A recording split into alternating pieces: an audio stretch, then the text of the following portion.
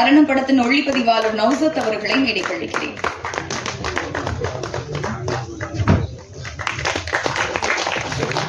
படத்தின் editor PK அவர்களை மேடைக்கழிக்கிறேன்.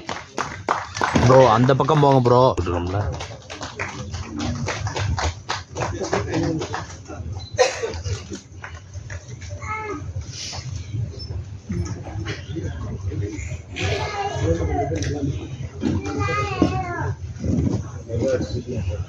தற்போது காத்துல என்ன தூத்துறப்புள்ள என்னோட முதல் திரைப்பட பாடல்.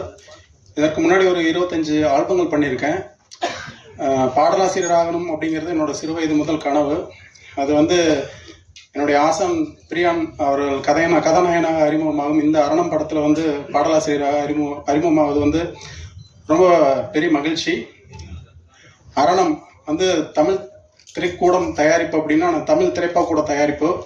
பிரியன் சார் கீழே ஒரு 6 மாதங்கள் வந்து நான் பாடலாசிரியர் வந்து பயிற்சி பெற்றிருக்கிறேன். அந்த டைம் அந்த பயிற்சி முடிஞ்சதுக்கப்புறம் ஒரு ப்ராஜெக்ட் பண்ணுவோம். ஒரு பாடல் வந்து ஒரு மெட்டு கொடுப்பாங்க. அந்த மெட்டுக்கு வந்து பாடல் எழுதி அதை வந்து ஒரு ப்ரொஃபஷனல் சிங்கர்ஸு ப்ரொஃபஷனல் ஸ்டூடியோவில் வந்து ரெக்கார்ட் பண்ணுவோம். அது வந்து ரெகுலராக வந்து இந்த கோர்ஸ் நடத்துகிறப்போ ஒரு ப்ரொசீஜர். அப்படி வந்து ஒரு கொடுக்கப்பட்ட ஒரு டியூன் தான் வந்து இந்த காற்றுல என்ன தூத்துற பாடல். மகாஜன் சார் ஒரு டியூன் அப்படிங்கிறது வந்து நம்மளை டியூன் பண்ணணும். டியூன் பண்ணலைன்னா அது டியூன் கிடையாது. அந்த காற்றுல என்ன பாடல் அனைவரையும் டியூன் பண்ணும் அப்படின்னு நினைக்கிறேன். அதுக்கு வந்து இசையமைப்பாளர் திரு சாஜன் மாதவ் அவர்களுக்கு வந்து மிக ஒரு நன்றியை தெரிவிச்சுக்கிறேன். அப்புறம் அந்த பாடல் கொடுக்கப்பட்ட சூழல் வந்து ஒரு காதல் சூழல். எனக்கு பயிற்சி வகுப்பில் காலையில் வந்து அந்த பாடல் கொடுத்தாரு. மாலை போய் நான் ஒரு 2 பல்லவி மட்டும் எழுதி அனுப்புனேன். ஒரு 8 மணிக்கு கூப்பிட்டு, ஐயா நீங்கள் வந்து இந்த பாடல் இப்படி எழுத வேண்டாம், மெல்லிசையில் எழுத வேண்டாம், கிராமியமாக எழுதுங்க அப்படின்னாரு. நான் ஆக்சுவலாக வந்து நான் ஒரு புதுக்கோட்டை மாவட்டம் கிராமம், ஒரு புதுக்கோட்டை மாவட்டத்தில் இருக்க ஒரு கிராமத்தில் தான் வந்து எனக்கு சொந்த ஊர். வளர்ந்ததெல்லாம் நகர்ப்புறம் தான். பயிற்சியில் இருக்கும்போது தான் எனக்கு தெரியும் எனக்கு கிராமியமே எழுத வரும் அப்படின்ட்டு. ஸோ அதை அவர் நோட் பண்ணியிருக்கிறாரு. நோட் பண்ணி நீங்கள் அதை கிராமிய ஸ்டைலில் பண்ணுங்கள் இந்த பாட்டை அப்படின்னு சொல்லி எனக்கு அதை ஃப்ரீடம் வந்து தமிழ் திரைப்பட கூடம் வந்து களமாக இருந்தது. அவங்க தான் சார் தான் வெளியிட்டார். அதுக்கப்புறம் வந்து ஒரு கவிதை நூல் வந்து எழுதியிருந்த இடம் பொருள் காதல்னு சொல்லிட்டு அதுக்கு அணிந்துரை வழங்கி அந்த நூலையும் வந்து தமிழ் திரைப்படத்தில் வெளியிட்டாரு.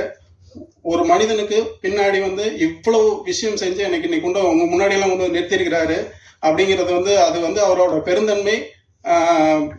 அவர் வந்து எனக்கு எப்படி சொல்றதுன்னு அது தெரியல. எனக்கு பாடல் எழுதுறதுல இருக்க சிரமத்தை விட படமாக்கல் இருக்க சிரமத்தை விட இன்னைக்கு வந்து அதை போய் ரீச் பண்றது அப்படிங்கிறது வந்து ரொம்ப கஷ்டமா ஃபீல் பண்றோம். ஏன்னா ஒரு காலத்துல வந்து பாடல் வந்து காற்றில் கலந்து இருந்தது. நம்ம வந்து ஒரு வானொலியில பாடல் இப்போ நான் சின்ன வயசுல இருக்கும்போதெல்லாம் சின்னந்திரு வயதுல தான் எனக்கு தெரிஞ்சு நான் முதல் கேட்ட பாடல் அது வந்து கேட்டா அன்னைக்கு இருந்த அத்தனை கோடி மக்களுக்கும் வந்து அதை ஒரே பாடல் ஒரே நேரத்துல ரீச் ஆச்சு.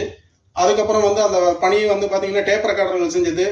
அதுக்கப்புறம் சேட்டலைட் சேனல் வந்ததுக்கப்புறம் அதெல்லாம் வந்து சேட்டலைட் சேனல் வந்து பாடல்களை வந்து ஒளிபரப்பி அது வந்து பாடல்கள் வந்து ஹிட் அடிக்க வச்சது. இன்னைக்கு வந்து எல்லாமே தலைமெல்லாம் மாறிடுச்சு. காத்துல வந்து பாடல் இன்னைக்கு காதுல போய் மூடிடுச்சு. ஹெட்ஃபோனுக்குள்ள வந்து எல்லாருமே இருக்கிறாங்க. செல்போனுக்குள்ள நுழைஞ்சு அவங்க பாடல் வைக்க வேண்டிய ஒரு விஷயமா இருக்கு. இங்க பத்திரிகையாளர்கள்லாம் வந்திருக்கிறீங்க. நீங்க கண்டிப்பா இந்த பாடல் வந்து இப்போ கொஞ்சம் நல்ல வியூஸ் போயிருக்குது. நிறைய ரீல்ஸ் எல்லாம் பண்றாங்க. இருந்தா கூட இது வந்து எங்களுக்கு போதுமானதாக அல்ல. ஒரு பெரிய நடிகரோ இல்லை ஒரு பெரிய இசையமைப்பாளரோ கொடுத்தா உடனே வந்து நிறைய மில்லியன்ஸ் போடுற பாடல் வந்து நாங்கள் எதிர்பார்க்குற அளவுக்கு ரீச் பண்ணணும் அப்படின்னு அவங்களோட ஒத்துழைப்பு வந்து கண்டிப்பாக வேணும்.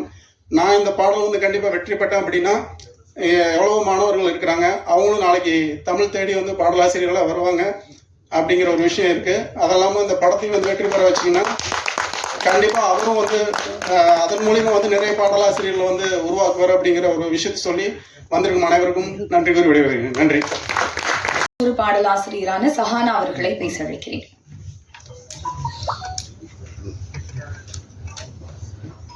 எல்லாருக்கும் வணக்கம். நான் சஹானா. அரணம் திரைப்படத்தில் ஆரிராரோங்கிற பாடல் தான் என்னோட முதல் திரைப்பட பாடல். இந்த பாடல் வந்து பாலா சார் சொன்ன மாதிரி அவரோட டியூனும் என் டியூனும் ஒன்று தான். நாங்கள் வந்து கோர்ஸ் படிக்கும் போதே வந்து இந்த பாடல் எழுத ஆரம்பித்தோம். அது ரொம்ப பிடிச்சி போய் இப்போது படத்தில் வரணும் போது திருப்பி எழுதும்போது பிரியன் சார் வந்து அது அவரே எழுதியிருக்கலாம், ஆனால் எங்களை மாதிரி மாணவர்களுக்கும் வாய்ப்பு கொடுக்கணும் அப்படின்னு சொல்லிட்டு எங்களையும் எழுத வச்சார். அது பாட்டு எழுதும்போது நம்ம ஃபர்ஸ்ட் சாங் அப்படின்றதுனால நிறைய குழப்பம் இருக்கும், சந்தேகம் இருக்கும். ஆனால் அதை எதுவுமே பெருசாக பொருட்படுத்தாமல் ரொம்ப எங்களுக்கு வந்து சப்போர்ட்டிவாக இருந்து இந்த பாட்டை எழுத வச்சார்.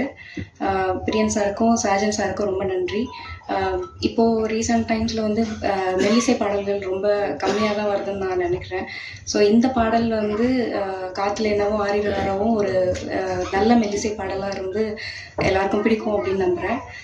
எல்லாரும் சப்போர்ட் பண்ணுங்க. பிரியன் சார் அண்ட் சாஜன் சாருக்கு ரொம்ப நன்றி. நம்ம அம்மா வருவாங்க கூட, இல்லை யாராவது பர்சனல் அசிஸ்டன்ஸ் இருப்பாங்க. பட் நான் வந்து இந்த ஹோல் ஷெட்யூல், இந்த ஹோல் படமே தனியாக தான் இருந்தேன். பட் என்னன்னா நம்ம தனியாக இருக்குமே, ஃபர்ஸ்ட் படம் வேற, அந்த இது எதுவுமே இல்லை. அரணம் எப்படி அது ஒரு ப்ரொடெக்ஷனோ அதே மாதிரி தான் சாரும் அவ்வளோ அப்படி பார்த்துக்கிட்டாங்க, அவ்வளோ ப்ரொடெக்ஷனாக பார்த்துக்கிட்டாங்க. பொதுவாகவே ஒரு கோஸ்டார் கூட ஒர்க் பண்ணுறது நமக்கு கம்ஃபர்டபுளாக இருக்கும், எல்லாமே இருக்கும். பட் நான் முக்கியமாக ஃபீல் பண்ணது வந்து ஐ ஃபீல் ரியலி சேஃப். இது நான் இங்கே கண்டிப்பாக சொல்லணும். சார் கூட I really felt very safe.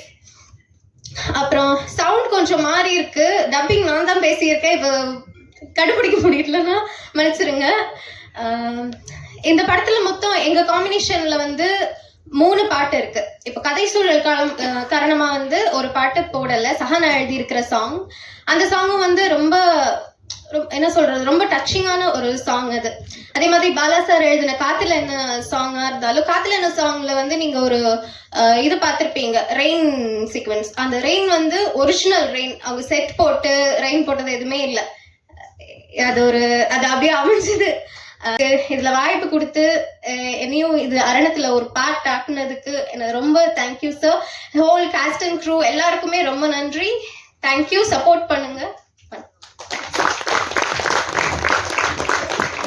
So இது வரைக்கும் ஸ்டேஜில் பேசின எல்லாருமே ப்ரொடக்ஷன் தமிழ் துறைக்கூட பற்றி மென்ஷன் பண்ணிகிட்டே இருந்தாங்க. ஸோ அவங்கள பற்றி பதிவு பண்ண வேண்டிய ஒரு நேரம். ஸோ படத்தோட கதாநாயகன், படத்தோட இயக்குனர் வந்து ஒரு பாடல் ஆசிரியர் பிரியன் அவர்கள் தான் நடிச்சிருக்காங்க. அதை வர சப்போர்ட் பண்ணுறதுக்காக இவங்க எல்லாரும் ஒரு 10 பாடல் ஆசிரியர்கள் வந்து ப்ரொடக்ஷனாக, அதாவது ப்ரொடியூசர்ஸாக உருவெடுத்து இந்த படத்தை வந்து உருவாக்கியிருக்காங்க. ஸோ அவங்கள வந்து இந்த தருணத்தில் மேடை கழிச்சு நம்ம வந்து ஒரு மரியாதை செலுத்தணும் அப்படின்னு ஆசைப்பட்டோம். ஸோ இந்த படத்தோட பார்ட்டாக இருக்கக்கூடிய அனைத்து பாடல் ஆசிரியர்களையும் மேடை கழிக்கிறோம்.